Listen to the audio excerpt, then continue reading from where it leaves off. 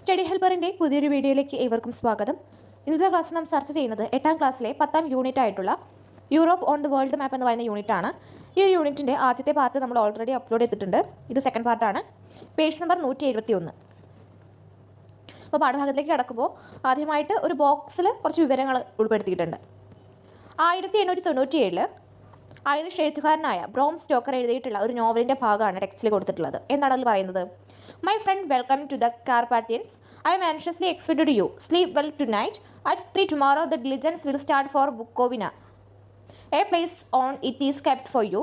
I trust that your journey from London has been a happy one and that you will enjoy your stay in my beautiful land. ഇപ്പോൾ എന്താ പറയുന്നത്? സ്നേഹിത, കാർപാത്യനിലേക്ക് സ്വാഗതം. ലണ്ടനിൽ നിന്നുള്ള യാത്ര സുഖകരമായിരുന്നെന്നു കരുതുന്നു. എനിക്ക് നിങ്ങളെ കാണാൻ ധൃതിയായി. ഇന്നും സുഖമായി ഉറങ്ങുക. നാളെ 3 മണിക്ക് ബുക്കോവിനോയ്ക്ക് പുറപ്പെടുന്ന വണ്ടിയിൽ നിങ്ങൾക്കൊരു സീറ്റ് ഏർപ്പാടാക്കിയിട്ടുണ്ട്. എൻ്റെ നാട്ടിലെ താമസം നിങ്ങൾക്ക് ഇഷ്ടപ്പെടാതിരിക്കില്ലെന്ന വിശ്വാസത്തോടെ നിങ്ങളുടെ സ്വന്തം ഡ്രാക്കുള. എന്താണ് ഇതിൽ പറയുന്നത്? അതായത് ഒരു നൂറ്റാണ്ടിൽ കൂടുതലായി ലോകമെമ്പാടുമുള്ള വായനക്കാരെ ഭയത്തിൻ്റെ മുൾമുനയിൽ നിർത്തിയിരുന്ന ഡ്രാക്കുള എന്ന് പറയുന്ന നോവലിൻ്റെ ഒരു ഭാഗമാണ് ടെക്സ്റ്റിൽ കൊടുത്തിട്ടുള്ളത്. അതായത് ലണ്ടൻ നഗരത്തിലെ കൊട്ടാരം വാങ്ങാനായിട്ട് ഉദ്ദേശിക്കുന്ന ഡ്രാക്കുള പ്രഭു എന്ന രക്തരാക്ഷസനെ തേടി നായകനായ ജൊനാഥൻ ഹാർക്കർ ഡ്രാക്കുള കോട്ടയിൽ എത്തുന്നതാണ് ഈ ഒരു നോവലിൻ്റെ തുടക്കം എന്ന് പറയുന്നത്. അപ്പോൾ ഇത് എഴുതിയിട്ടുള്ളത് ആരാണ്? എഴുതിയിട്ടുള്ളത് ഐറിഷ് എഴുത്തുകാരനായിട്ടുള്ള ബ്രോം സ്റ്റോക്കറാണ്. 1897 ഈ ഒരു നോവൽ രചിക്കപ്പെട്ടത്. അടുത്തതായി ഫോൾഡ് മൗണ്ടെയിൻസിനെ കുറിച്ച് പറയുന്നുണ്ട്. ഫോൾഡ് മൗണ്ടെയിൻസ് അഥവാ മടക്ക് പർവ്വതങ്ങൾ. Fold mountains, the lithosphere, the outermost layer of the earth composed of the crust and the upper part of the mantle is generally solid. The lithosphere is made upon irregularly shaped plates. These plates are several thousand kilometers wide and have an arranged thickness of 100 kilometers.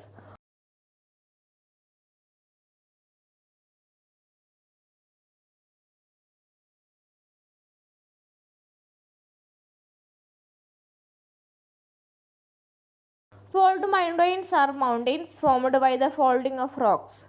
Example, Himalayas. അപ്പോൾ എന്താണ് മടക്ക് പർവ്വതം അല്ലെങ്കിൽ fold mountains? ഭൂമിയുടെ പുറംപാളിയായിട്ടുള്ള ഭൂവൽക്കവും മാൻഡലിൻ്റെ ഉപരിഭാഗവും ചേർന്ന് പൊതുവെ ഖരാവസ്ഥയിലുള്ള ഒരു മണ്ഡലമാണ് ശിലാമണ്ഡലം എന്ന് പറയുന്നത്. ക്രമരഹിതമായ അരുവികളോടുകൂടിയ കഷ്ണങ്ങളായിട്ടാണ് ശിലാമണ്ഡലം കാണപ്പെടുന്നത്. ഭൂമിയുടെ പുറംപാളിയായിട്ടുള്ള ഭൂവൽക്കവും മാൻഡലിൻ്റെ ഉപരിഭാഗവും ചേർന്ന് പൊതുവെ ഖരാവസ്ഥയിൽ കാണപ്പെടുന്ന മണ്ഡലമാണ് ശിലാമണ്ഡലം. ക്രമരഹിതമായ അരുവികളോട് കൂടിയിട്ടാണ് ഇവ കാണപ്പെടുന്നത്. അനേകായിരം കിലോമീറ്റർ വിസ്തൃതിയും ശരാശരി 100 കിലോമീറ്റർ കനവും ഉള്ള ഇവയെ ശിലാമണ്ഡല ഫലകങ്ങൾ അഥവാ ലിറ്റോസ്ഫിയറിക് പ്ലേറ്റ്സ് എന്നും അറിയപ്പെടുന്നു. ഫലകങ്ങൾ പരസ്പരം കൂട്ടിമുട്ടുന്ന ഫലകാതിരുകളിൽ ശിലാപാളികൾ മടങ്ങി ഉയർന്ന രൂപം കൊള്ളുന്ന പർവ്വതങ്ങളാണ് മടക്ക് പർവ്വതങ്ങൾ. അപ്പോൾ ഈ ഫലകങ്ങൾ പരസ്പരം കൂട്ടിമുട്ടുന്ന ഫലകാതിരുകളിൽ ശിലാപാളികൾ മടങ്ങി ഉയർന്ന രൂപം കൊള്ളുന്ന പർവ്വതങ്ങളാണ് മടക്ക് പർവ്വതങ്ങൾ. ഇതൊരു ഉദാഹരണമാണ് ഹിമാലയ പർവ്വതം. ഇനി അടുത്തതായിട്ട് യൂറോപ്പിലെ ഭൂപ്രകൃതിയുമായി ബന്ധപ്പെട്ടുള്ളൊരു ഫ്ലോ ചാർട്ട് തന്നിട്ടുണ്ട്. അത് കഴിഞ്ഞ് പിന്നെ എന്തിനെക്കുറിച്ചാണ് പറയുന്നത്? Climate, nature, vegetation and wild life. കാലാവസ്ഥയും നൈസർഗിക സസ്യജന്തുജാലങ്ങളും. അതായത് യൂറോപ്പിലെ കാലാവസ്ഥയെക്കുറിച്ചിട്ടും അവിടുത്തെ സസ്യജന്തുജാലങ്ങളെക്കുറിച്ചിട്ടാണ് അടുത്ത പാരഗ്രാഫിൽ പറയുന്നത്.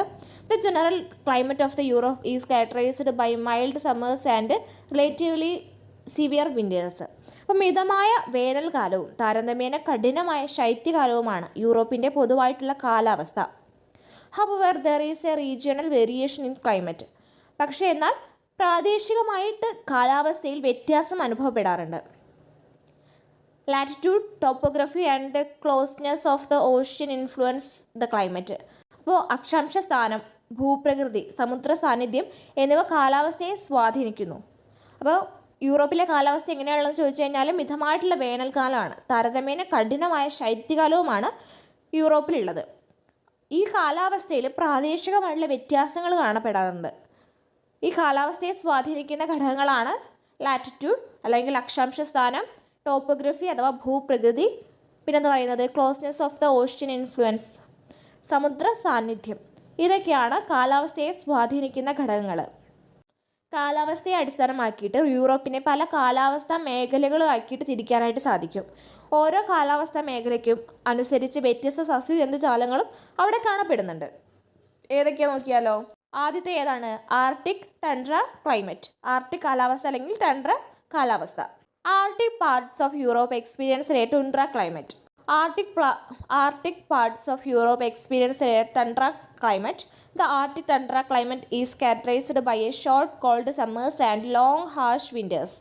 While summer temperature rises to 10 degrees Celsius, winter temperature drops to minus 25 degrees Celsius to minus 40 degrees Celsius. There is no sunlight here for 5 to 6 months in winter. എന്താ പറയുന്നത്? യൂറോപ്പിൻ്റെ Arctic പ്രദേശങ്ങളിൽ ടണ്ട്ര കാലാവസ്ഥയാണ് അനുഭവപ്പെടുന്നത്. എന്താണ് ടണ്ട്ര കാലാവസ്ഥ എന്ന് പറയുന്നത്? തണുപ്പുള്ള ഹ്രസ്വമായ വേനൽക്കാലവും വളരെ ദൈർഘ്യമുള്ള കഠിനമായ ശൈത്യകാലവുമാണ് ഇവിടെ ഉള്ളത്. എങ്ങനത്തെ കാലാവസ്ഥയാണ്? തണുപ്പുള്ള ഹ്രസ്വമായ വേനൽക്കാലവും ദൈർഘ്യമേറിയ കഠിനമായ ശൈത്യകാലവുമാണ് ടണ്ട്ര മേഖലയിൽ കാണപ്പെടുന്നത്. വേനൽക്കാലത്തെ താപനില 10 ഡിഗ്രി സെൽഷ്യസ് വരെ ഉയരുമ്പോൾ ശൈത്യകാല താപനില -25 ഡിഗ്രി സെൽഷ്യസ് മുതൽ -40 ഡിഗ്രി സെൽഷ്യസ് വരെ താഴുന്നു. അപ്പോൾ വേനൽക്കാലത്തെ താപനില 10 ഡിഗ്രി സെൽഷ്യസ് വരെ ഉയരുമ്പോൾ ശൈത്യകാലത്തെ താപനില എങ്ങനെയാണ്? -25 ഡിഗ്രി സെൽഷ്യസ് മുതൽ -40 ഡിഗ്രി സെൽഷ്യസ് വരെ താഴുകയാണ് ചെയ്യുന്നത്. ഇനി അടുത്തതായിട്ട് ഈ ഒരു മേഖലയിലെ സസ്യജന്തുജാലങ്ങളുടെ സവിശേഷതയാണ് പറയുന്നത്. അപ്പോൾ എന്താ പറയുന്നത്? സസ്യജാലങ്ങളുടെ വളർച്ചയ്ക്ക് സൂര്യപ്രകാശത്തിൻ്റെ പ്രാധാന്യം എത്രമാത്രമുണ്ടെന്ന് നമുക്ക് എല്ലാവർക്കും അറിയാം. നീണ്ട രാത്രികളും കഠിനമായ ശൈത്യവും മഞ്ഞുപാളി രൂപത്തിലുള്ള വർഷണവും സസ്യജാലങ്ങളുടെ വളർച്ചയെ സ്വാധീനിക്കുന്നുണ്ട്. അപ്പോൾ നീണ്ട രാത്രികളും കഠിനമായിട്ടുള്ള ശൈത്യവും അതുപോലെ തന്നെ വർഷണവും ഒക്കെ ഈ സസ്യജാലങ്ങളുടെ വളർച്ചയെ തടയുന്നുണ്ട്. ഇത് കാരണം ശൈത്യകാലത്തെ പ്രതിരോധിക്കാൻ കഴിയുന്ന കുറ്റിച്ചെടികളും പായലുകളും പൂപ്പലുകളും മാത്രമാണ് പൊതുവെ ഈ കാലാവസ്ഥയിൽ വളരുന്നത്. അപ്പോൾ ആർട്ടിക് കാലാവസ്ഥ അല്ലെങ്കിൽ ടണ്ട്ര കാലാവസ്ഥയിൽ വളരുന്ന സസ്യജാലങ്ങൾ ഏതൊക്കെയാണെന്ന് ചോദിച്ചു കഴിഞ്ഞാൽ ഏതൊക്കെയാണ്? കുറ്റിച്ചെടികൾ വളരും, പായലുകൾ, പൂപ്പലുകൾ, ഇതൊക്കെയാണ് ഈ ഒരു കാലാവസ്ഥയിൽ വളരുന്നത്. ടണ്ട്ര കാലാവസ്ഥയിലെ സസ്യജാലങ്ങളുടെ കുറവ് ഇവിടത്തെ ജന്തുജാലങ്ങളുടെ എണ്ണത്തെ ബാധിക്കുന്നുണ്ട്. തണുപ്പിനെ അതിജീവിക്കാൻ കഴിയുന്ന കട്ടിയുള്ള രോമമുള്ള ചെന്നായ, റെയിൻഡിയർ, ധ്രുവക്കരടികൾ, ആർട്ടിക് കാട്ടുമുയൽ പോലുള്ള വളരെ കുറച്ച് മൃഗങ്ങളെ മാത്രമേ ഇവിടെ കാണാനായിട്ട് സാധിക്കുകയുള്ളൂ. ഏതൊക്കെയാണ്? ചെന്നായ, റെയിൻഡിയർ, ധ്രുവക്കരടികൾ, ആർട്ടിക് കാട്ടുമുയൽ തുടങ്ങിയുള്ളവ മാത്രമേ ഈ ഒരു പ്രദേശത്ത് വളരുകയുള്ളൂ. അടുത്തതാണ് സബാർട്ടിക് അഥവാ ടൈഗ ക്ലൈമറ്റ്. സബാർട്ടിക് ക്ലൈമറ്റ് എന്നും ടൈഗ ക്ലൈമറ്റ് എന്നും അറിയപ്പെടുന്നു. The taiga climate is experienced in the subarctic regions that lie south of the tundra region. Tundra പ്രദേശത്തോട് ചേർന്ന് തെക്ക് ഉപ ആർട്ടിക് പ്രദേശങ്ങളിൽ ടൈഗ കാലാവസ്ഥ അനുഭവപ്പെടുന്നു. Although the short summers are mild and warm, winters are harsh as those in the Arctic climate. അപ്പോൾ എങ്ങനെയുള്ള ക്ലൈമറ്റാണ് ഇവിടെ കാണപ്പെടുന്നത്? ഹ്രസ്വമായ വേനൽക്കാലം ഇളം ചൂടുള്ളതാണെങ്കിലും ശൈത്യം ആർട്ടിക് കാലാവസ്ഥയിലേതുപോലെ കഠിനമാണ്. Temperature is below 0 degree Celsius of 5 to 7 months of the year. വർഷത്തിൽ 5 മുതൽ 7 മാസം വരെ താപനില 0 ഡിഗ്രി സെൽഷ്യസിന് താഴെയായി. Participation in the taiga climate is generally in the form of snow. Taiga കാലാവസ്ഥയിൽ വർഷണം പൊതുവെ മഞ്ഞ് മൂടിയ രൂപത്തിലായിരിക്കും. പിന്നെന്താ പറയുന്നത്? അടുത്തതായി ഇവിടെ കാണുന്ന സസ്യജന്തുജാലങ്ങൾ ഏതൊക്കെയാണെന്ന് പറയുന്നുണ്ട്. കോണിഫറസ് ട്രീ, ഫ്ലോറിഡോ, ടൈഗ തുടങ്ങിയിട്ടുള്ള സസ്യങ്ങൾ ഇവിടെ കാണപ്പെടുന്നുണ്ട്. അതുപോലെ പൈന്, ദേവദാരു, സീഡർ എന്നീ വൃക്ഷങ്ങൾ ഇവിടെ കാണപ്പെടുന്നുണ്ട്. രോമങ്ങൾ നിറഞ്ഞ കാട്ടുപൂച്ച, എൻമൈൻ, വെള്ളിക്കുറുക്കൻ എന്നീ മൃഗങ്ങളും ഈ ഒരു പ്രദേശങ്ങളിൽ കാണപ്പെടുന്നു. അപ്പോൾ അടിയിലൊരു ക്വസ്റ്റ്യൻ ഉണ്ട്. ഉപ ആർട്ടിക് കാലാവസ്ഥയെ അടിസ്ഥാനമാക്കി തന്നിരിക്കുന്ന പട്ടിക പൂർത്തിയാക്കാനാണ് പറഞ്ഞിട്ടുള്ളത്. പൂർത്തിയാക്കിക്കൂടെ? അപ്പോൾ അവിടെ രാജ്യങ്ങൾ കൊടുത്തിട്ടുണ്ട്. Norway, Sweden, Finland, Russia. അപ്പോൾ ഏതൊക്കെ സസ്യജാലങ്ങളാണ് കാണപ്പെടുന്നത്? കോണിഫറസ്, ഫ്ലോറിഡോ, പൈൻ, സീഡർ. അതുപോലെ എന്തൊക്കെ മൃഗങ്ങളെ കാണപ്പെടുന്നത്? ജന്തുജാലങ്ങളെ കാണപ്പെടുന്നത്? ലിങ്സ്, എർമൈൻ, സിൽവർ ഫോക്സ് തുടങ്ങിയിട്ടുള്ള ജന്തുജാലങ്ങളും ഈ പ്രദേശങ്ങളിൽ കാണപ്പെടുന്നുണ്ട്. അടുത്തതാണ് eastern European climate. Eastern European ക്ലൈമറ്റിൻ്റെ സവിശേഷതകൾ എന്തൊക്കെയാണ് പറയുന്നത്? യൂറോപ്പിൻ്റെ ഈസ്റ്റ് പ്രദേശങ്ങൾ, അതായത് കിഴക്ക് പ്രദേശങ്ങളിൽ കഠിനമായിട്ടുള്ള വേനൽക്കാലവും അതിശൈത്യവും അനുഭവപ്പെടുന്നു. ഈ കാലാവസ്ഥയെ കിഴക്കൻ യൂറോപ്യൻ കാലാവസ്ഥ എന്നാണ് അറിയപ്പെടുന്നത്. ശൈത്യകാല താപനില ടെമ്പറേച്ചർ പലപ്പോഴും 0 ഡിഗ്രി സെൽഷ്യസിന് താഴെയായിട്ട് പോകാറുണ്ട്. വേനലിൽ നേർത്ത മഴ ലഭിക്കാറുണ്ട്. അപ്പോൾ ശൈത്യകാലത്തെ താപനില പലപ്പോഴും 0 ഡിഗ്രി സെൽഷ്യസിന് താഴെ വരെ പോകാറുണ്ട്. വേനലിൽ നേർത്ത മഴ ലഭിക്കാറുമുണ്ട്. അതുപോലെ ഈ ഒരു പ്രദേശത്ത് മറ്റൊരു സവിശേഷതയാണ്, ഇവിടെ വലിയ വലിയ മരങ്ങൾ വളരാറില്ല. അതിന് കാരണമാണ് ചെറിയ രീതിയിൽ മാത്രമേ ഈ പ്രദേശത്ത് മഴ ലഭിക്കാറുള്ളൂ. അതുപോലെ തന്നെ വലിയ രീതിയിൽ ചൂട് ലഭിക്കാറുണ്ട്. അപ്പോൾ ഈ ഒരു കാരണത്താൽ വലിയ വലിയ മരങ്ങൾക്ക് ഇവിടെ സ്ഥിതി ചെയ്യാനുള്ളൊരു സാഹചര്യമില്ല. അതുകൊണ്ട് തന്നെ ഇത്തരത്തിലുള്ള പ്രദേശങ്ങളിൽ വൻ മരങ്ങൾ കാണപ്പെടാറില്ല.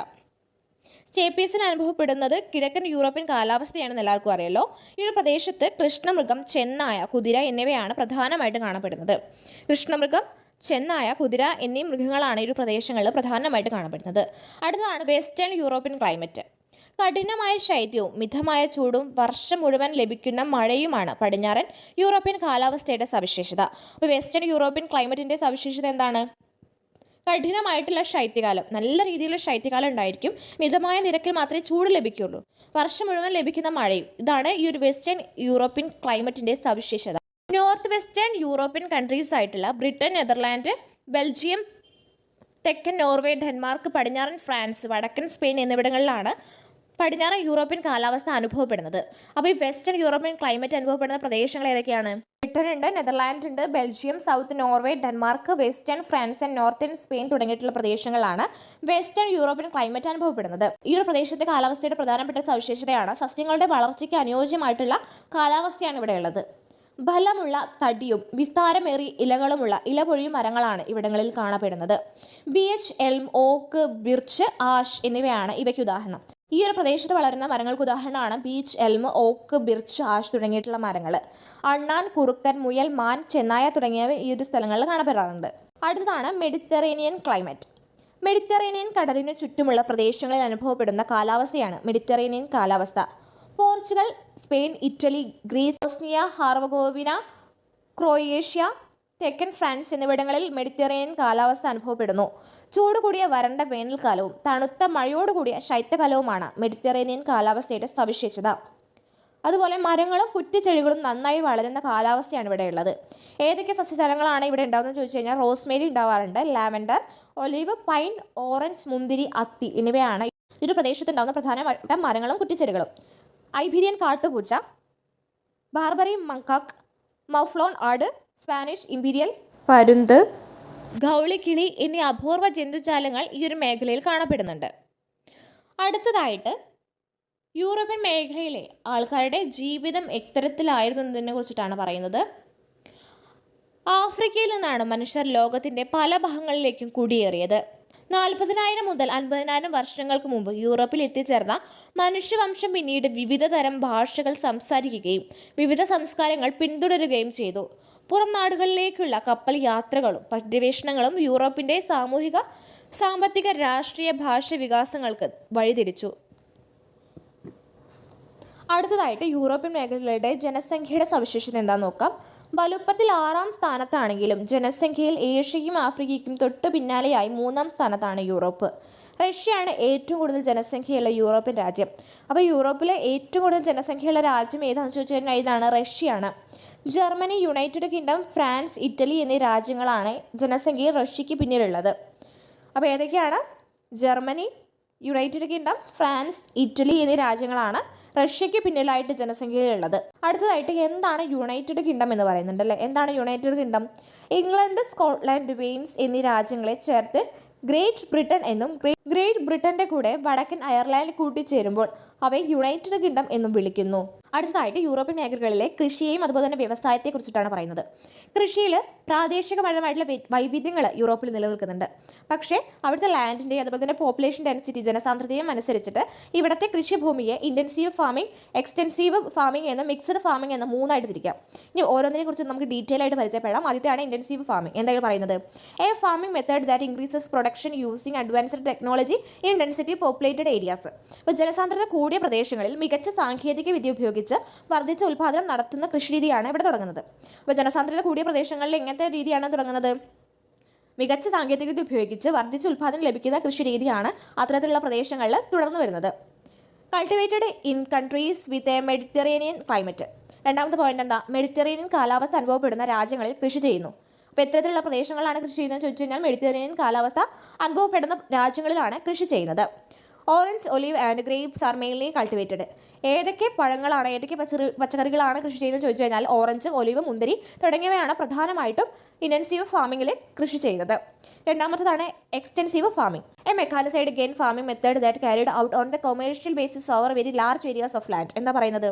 അതിവിശാലമായ ഭൂപ്രദേശങ്ങളിൽ വാണിജ്യാടിസ്ഥാനത്തിൽ നടത്തുന്ന യന്ത്രവൽകൃത ധാന്യകൃഷിയാണ് ഇവിടെ ആരംഭിക്കുന്നത്.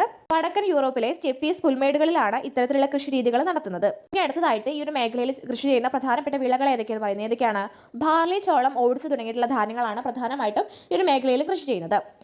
അടുത്തതാണ് mixed farming, a method of raising livestock along with the crops. കൃഷിയോടൊപ്പം മൃഗപരിപാലനവും നടത്തുന്ന രീതി. അപ്പോൾ മിക്സഡ് എന്ന് പറയുമ്പോൾ അറിയാം, ഒരു രീതി മാത്രമല്ല അവിടെ ഉള്ളത്. ഇവിടെ എന്താണ്? കൃഷിയോടൊപ്പം മൃഗങ്ങളെ പരിപാലിക്കുന്ന ജോലിയും ഇവിടെ ആരംഭിക്കുന്നുണ്ട്. This type of farming is mainly found in central and western Europe. മധ്യ പടിഞ്ഞാറൻ യൂറോപ്പിലാണ് ഇത്തരത്തിലുള്ള കൃഷി രീതികൾ പ്രധാനമായിട്ടും കാണപ്പെടുന്നത്.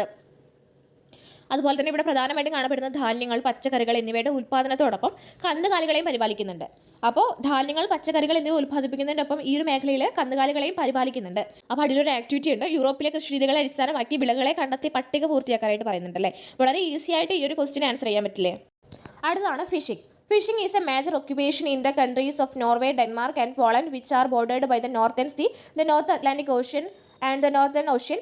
അപ്പോൾ എന്താ പറയുന്നത്? വടക്കൻ കടൽ, ഉത്തര അറ്റ്ലാന്റിക് സമുദ്രം, ആർട്ടിക് സമുദ്രം എന്നിവയോട് ചേർന്ന് കിടക്കുന്ന നോർവേ, ഡെൻമാർക്ക്, പോളണ്ട് എന്നീ രാജ്യങ്ങളിലെ ഒരു പ്രധാനപ്പെട്ട തൊഴിലാണ് മത്സ്യബന്ധനം. ഇനി മത്സ്യബന്ധനത്തിലൂടെ ലഭിക്കുന്ന പ്രധാനപ്പെട്ട മത്സ്യങ്ങൾ ഏതൊക്കെയാണെന്ന് പറയുന്നുണ്ട്. കോഡ്, മത്തി, സാൽമൺ, ഹാലിബട്ട്, കടൽ ട്രൗട്ട് തുടങ്ങിയിട്ടുള്ള മത്സ്യങ്ങളാണ് ഇത്തരത്തിലുള്ള ഈ പ്രദേശങ്ങളിൽ നിന്നും ധാരാളമായിട്ട് ലഭിക്കുന്നത്. ഇനി അടുത്തതായിട്ട് വ്യവസായത്തെക്കുറിച്ചിട്ടാണ് പറയുന്നത്. വ്യാവസായിക വിപ്ലവം, അതായത് ഇൻഡസ്ട്രിയൽ റവല്യൂഷൻ യൂറോപ്പിനെ വികസനത്തിലേക്ക് നയിച്ചു.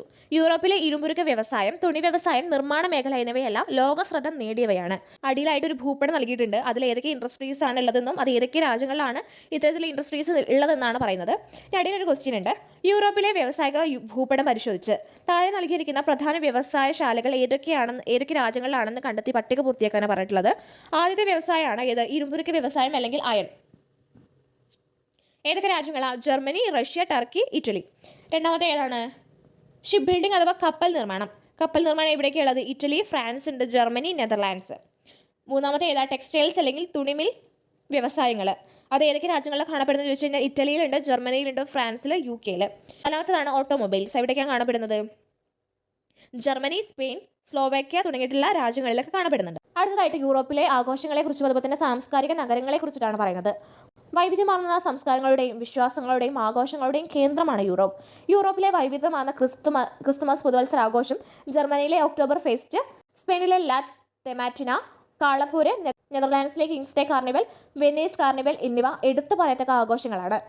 ഈഫർ ഗോപുരം, പീസയിലെ ചെരിഞ്ഞ ഗോപുരം, ലണ്ടൻ ബ്രിഡ്ജ് എന്നിവ നിർമ്മിതികളും ഈ കലയുടെയും സംസ്കാരം വിളിച്ചോതുന്ന യൂറോപ്പിലെ പ്രധാന വിനോദസഞ്ചാര കേന്ദ്രങ്ങളാണ്. ഇനി അടുത്തതായിട്ട് യൂറോപ്പിലെ പ്രധാനപ്പെട്ട നഗരങ്ങളെ കുറിച്ചിട്ടാണ് പറയുന്നത്. ആദ്യം ഏത് നഗരത്തെക്കുറിച്ചിട്ടാണ് പറയുന്നത്? പാരീസ്. യൂറോപ്പിൽ പ്രതിവർഷം ഏറ്റവും കൂടുതൽ വിനോദസഞ്ചാരികൾ എത്തുന്ന നഗരമാണ് Paris. Paris is the most visited tourist place in Europe every year. അപ്പോൾ എല്ലാ വർഷവും കൂടുതലും വിനോദസഞ്ചാരികൾ എത്തുന്ന ഒരു നഗരമാണ് പാരീസ്. സൈൻ നദീ തീരത്ത് സ്ഥിതി ചെയ്യുന്ന പാരീസ് ഫ്രാൻസിൻ്റെ തലസ്ഥാനമാണ്. അപ്പോൾ ഇവിടെ നോക്കിക്കഴിഞ്ഞാൽ നമുക്ക് 2 ക്വസ്റ്റിനുള്ള ആൻസർ ഉണ്ട്. ഏത് നദിയുടെ തീരത്താണ് പാരീസ് സ്ഥിതി ചെയ്യുന്നത് ചോദിച്ചു കഴിഞ്ഞാൽ സൈൻ നദിയുടെ തീരത്താണ് പാരീസ് സ്ഥിതി ചെയ്യുന്നത്. അതുപോലെ ഫ്രാൻസിൻ്റെ തലസ്ഥാനം ഏതാണെന്ന് ചോദിച്ചു കഴിഞ്ഞാൽ അതിൻ്റെ ആൻസർ ഏതാണ്? പാരീസ്. ഈഫർ ഗോപുരം, ലൂവ്രെ മ്യൂസിയം തുടങ്ങിയ സഞ്ചാരികളെ ഈ നഗരത്തിലേക്ക് ആകർഷിക്കുന്നു. അപ്പോൾ യൂറോപ്പിലെ ഏറ്റവും കൂടുതൽ വിനോദസഞ്ചാരികൾ എത്തുന്ന സ്ഥലമാണ് പാരീസ്. പാരീസ് ഏത് നദിയുടെ തീരത്താണ് സ്ഥിതി ചെയ്യുന്നത് ചോദിച്ചു കഴിഞ്ഞാൽ സൈൻ നദിയുടെ തീരത്താണ് സ്ഥിതി ചെയ്യുന്നത്. ഫ്രാൻസിൻ്റെ തലസ്ഥാനം എവിടെയാണെന്ന് ചോദിച്ചു കഴിഞ്ഞാൽ എന്താണ് അതിൻ്റെ ആൻസർ? പാരീസ് എന്ന് നമുക്ക് പറയാനായിട്ട് പറ്റും. അടുത്തതാണ് ലണ്ടൻ. ടോംസ് നദീ തീരത്ത് സ്ഥിതി ചെയ്യുന്ന ലണ്ടൻ ഇംഗ്ലണ്ടിലെയും യുണൈറ്റഡ് കിങ്ഡത്തിൻ്റെയും തലസ്ഥാനവും ഏറ്റവും വലിയ നഗരവുമാണ്. ടോംസ് നദിയുടെ തീരത്താണ് ലണ്ടൻ സ്ഥിതി ചെയ്യുന്നത്. അടുത്തതാണ് ബെർലിൻ. ജർമ്മനിയുടെ തലസ്ഥാനവും ഏറ്റവും വലിയ നഗരവുമാണ് ബെർലിൻ. അപ്പോൾ ഇവിടെയും ഒരു ക്വസ്റ്റിനുള്ള ആൻസർ ഉണ്ട്. ജർമ്മനിയുടെ തലസ്ഥാനം എവിടെയും ചോദിച്ചാൽ എവിടെയാണ്? ബെർലിൻ ആണല്ലേ. ഈ നദീതീരത്താണ് ഈ നഗരം സ്ഥിതി ചെയ്യുന്നത്. അടുത്തതാണ് മോസ്കോ. റഷ്യയുടെ തലസ്ഥാനമാണ് മോസ്കോ. ഇത് സ്ഥിതി ചെയ്യുന്നത് മോസ്കോവ നദീതീരത്താണ് സ്ഥിതി ചെയ്യുന്നത്. ഈ നഗരമാണ് യൂറോപ്പിലെ ഏറ്റവും വലിയ നഗരം. അടുത്തതാണ് റോം. അടുത്തത് ഏതാണ്? റോം. ഇറ്റലിയുടെ തലസ്ഥാന നഗരമായ റോം ടൈബർ നദീതീരത്താണ് സ്ഥിതി ചെയ്യുന്നത്. റോമ സാമ്രാജ്യത്തിൻ്റെയും ക്രിസ്തുമതത്തിൻ്റെയും നിരവധി സ്മാരകങ്ങൾ ഇവിടെ സ്ഥിതി ചെയ്യുന്നുണ്ട്. റോമിലെ കൊളോസിയം പുരാതന ലോകമഹാത്ഭുതങ്ങളിൽ ഒന്നാണ്. ഇവയ്ക്ക് പുറമെ Madrid, Athens, Amsterdam, Vienna, Barcelona, Lisbon, Dublin എന്നിവയെല്ലാം യൂറോപ്പിലെ പ്രധാനപ്പെട്ട നഗരങ്ങളാണ്. അപ്പോൾ അടിയിലൊരു ക്വസ്റ്റ്യൻ ഉണ്ട്. യൂറോപ്പിലെ ചില പ്രധാന നദികളാണ് ചുവടെ നൽകിയിരിക്കുന്നത്. അവയുടെ തീരത്ത് സ്ഥിതി ചെയ്യുന്ന നഗരങ്ങൾ ഏതെല്ലാം എന്ന് കണ്ടെത്തി പട്ടിക പൂർത്തിയാക്കാനാണ് പറഞ്ഞിട്ടുള്ളത്. ഫസ്റ്റത്തെ നദി ഏതാണ്? ടോംസ്. അതേത് നഗരത്തിലാണ് സ്ഥിതി ചെയ്യുന്നത്? ലണ്ടൻ. ടൈബർ റോമിലാണ്. മോസ്കോയിലാണ്. സൈൻ പാരീസിലാണ്. സ്പ്രീ എവിടെയാണ്? ബെർലിനിലാണ് സ്ഥിതി ചെയ്യുന്നത്. അടുത്ത് നോക്കാം. ലാൻഡ്സ് ഓഫ് 1000 ലേക്സ്, 1000 തടാകങ്ങളുടെ നാട്. വടക്കൻ യൂറോപ്യൻ രാജ്യങ്ങളായ ഫിൻലാൻഡിനെ ഇങ്ങനെ വിശേഷിപ്പിക്കാറുണ്ട്. അപ്പോൾ നോർത്തേൺ യൂറോപ്യൻ കൺട്രി ആയിട്ടുള്ള ഫിൻലാൻഡിനെയാണ് എന്ത് വിശേഷിപ്പിക്കുന്നത്? ലാൻഡ്സ് ഓഫ് 1000 ലേക്സ് എന്ന് വിശേഷിപ്പിക്കുന്നത്. 1,00,000-ലധികം തടാകങ്ങളും നിരവധി നദികളും വിശാലമായ ചതുപ്പ് നിലങ്ങളും നിറഞ്ഞതാണ് ഫിൻലാൻഡ്. ഫിൻലാൻഡിൻ്റെ തെക്കായി ബാൾട്ടിക് കടലും ഫിൻലാൻഡ് കടലിടുക്കും തെക്കു പടിഞ്ഞാറായി ബോത്നിയ കടലിടുക്കും സ്ഥിതി ചെയ്യുന്നു. ഇവിടുത്തെ ഭൂപ്രകൃതിയും കാലാവസ്ഥയും സംസ്കാരവും നിരവധി വിനോദസഞ്ചാരികളെ ആകർഷിക്കുന്നുണ്ട്. അടുത്തതാണ് ഈ ഒരു പ്രദേശത്തെ കാലാവസ്ഥയും ജനജീവിതത്തെക്കുറിച്ചിട്ടാണ് പറയുന്നത്. സബാർട്ടിക് കാലാവസ്ഥയുമാണ് ഫിൻലാൻഡിലെ പൊതുവെ അനുഭവപ്പെടുന്നത്. അതിശൈത്യവും മഞ്ഞുവീഴ്ചയും ഫിൻലാൻഡിൻ്റെ വടക്ക് ഭാഗങ്ങളിലെ ജനജീവിതം ദുസ്സഹമാക്കുന്നു. അപ്പോൾ ഫിൻലാൻഡിൻ്റെ നോർത്തേൺ സൈഡിലുള്ള ആളുകളുടെ ജനജീവിതത്തെ ദുസ്സഹമാക്കുന്ന സാഹചര്യങ്ങളാണ് അതിശൈത്യം, അതുപോലെ തന്നെ മഞ്ഞുവീഴ്ച. ഇത് കാരണം ഫിൻലാൻഡിൻ്റെ കടലിനോട് ചേർന്ന പ്രദേശങ്ങളാണ് പ്രധാന ജനവാസ കേന്ദ്രങ്ങൾ. ഫിൻസ് എന്ന് വിളിക്കപ്പെടുന്ന ഫിൻലാൻഡ് ജനതയുടെ 1/5 ഭാഗം തലസ്ഥാനമായ ഹെൽസിങ്കിയിലാണ് വസിക്കുന്നത്. അപ്പോൾ ഫിൻസ് എന്നാണ് ഫിൻലാൻഡിലെ ജനതയെ വിളിക്കുന്നത്. ഇവരെവിടെയാണ് ജീവിക്കുന്നത്? തലസ്ഥാന നഗരമായുള്ള ഹെൽസിങ്കിയിലാണ് ഇവർ ജീവിക്കുന്നത്. ഇനി അടുത്തതായിട്ട് ഫിൻലാൻഡിൻ്റെ മറ്റൊരു സ്പെഷ്യാലിറ്റിയാണ് പറയുന്നത് ലാൻഡ് ഓഫ് ഹാപ്പിനെസ്.